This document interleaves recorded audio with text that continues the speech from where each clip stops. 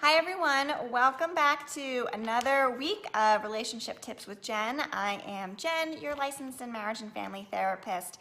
And today, before I get started with your tip for this week, I'm going to ask you to like my page and share these videos because the more shares and likes I get, the more that I can continue to make these for you. And I really enjoy doing that.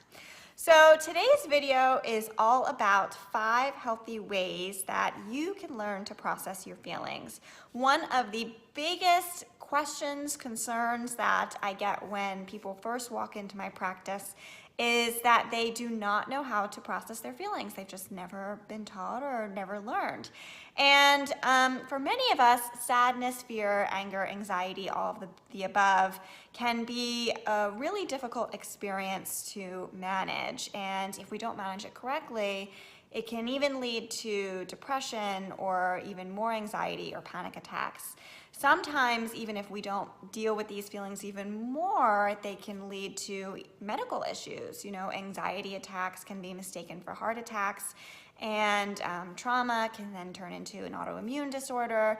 So learning how to work with our feelings is just a basic area of growth, and that's why I'm going to talk to you about them today. So the first tried and true way of processing your feelings is going to be talking to a therapist. Of course I'm going to say that. But therapists are wonderful professionals who can help you process your feelings. Together, you and your therapist can form a team that is on a mission to find answers to all of your questions. And just talking out loud and labeling your emotions will help alleviate the negative responses in your brain. A second amazing way to process your feelings and emotions is actually by taking a walk. And walking can be very effective. Not only does it help you get you out of your turmoil environment and into a calm and serene environment, but it also helps promote something called bilateral stimulation. Many certified therapists use bilateral stimulation as a form of trauma recovery in their office. It's a stimuli that's usually visual, verbal, or auditory, and it occurs in a rhythmic left to right pattern. If you're focusing deliberately on distressing emotions and events, then you might experience some rapid eye movement, which is the thing that occurs during your REM sleep cycle. If you've ever seen somebody in the REM sleep cycle before, you'll notice that their eyelids sort of flash up and down. This basically would be followed by a release of upsetting emotions, and it's your brain processing. So next time you're feeling overwhelmed or you're feeling any sort of emotion that you don't know how to process, try walking and just focusing on the stimulation that you're getting from walking. And again, also focus on that distressing moment and see what happens. Another healthy way that you can process your feelings is through listening to music. We tend to listen to music that reflects our moods. When we're happy, we listen to joyful music or music that really brings us up. I like to listen to country music in the summer because country music just reminds me of warm weather and happy days. And when we're anxious and angry, we tend to listen to angry music and music that reflects our feeling. So not only can music reflect your current mood, but it also has the ability to change your mood.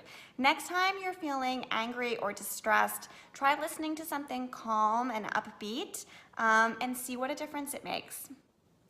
Okay, so the fourth healthy way that you can learn how to process your feelings is through journaling. Lots of my clients already know I suggest this as often as I can.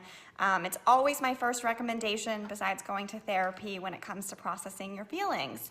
People who get their emotions down on paper experience a notable difference in their physical and emotional well-being. And if you remember one of my past blogs, which is all about your left and right brain and how that can lead you to euphoria, well, emotions, they actually sit in the right brain, and writing occurs in the left brain. So when you write down your feelings, you're literally helping process your feelings from the right brain to the left brain, moving them from the emotional side to the rational side, something that's much more logical and obviously oriented in writing. And that helps us make sense of what we're feeling. It helps us make sense of what's going on inside of our brain.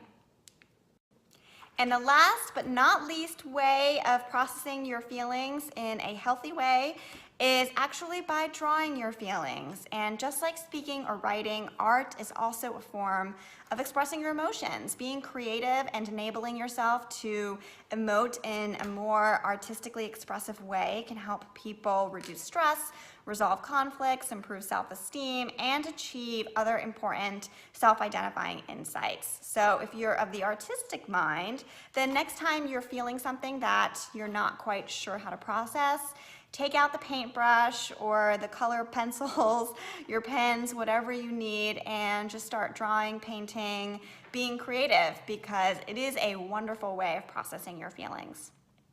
All right, so that's it for today. As always, ask any questions, comments, share these videos, and I'll see you next week. Bye.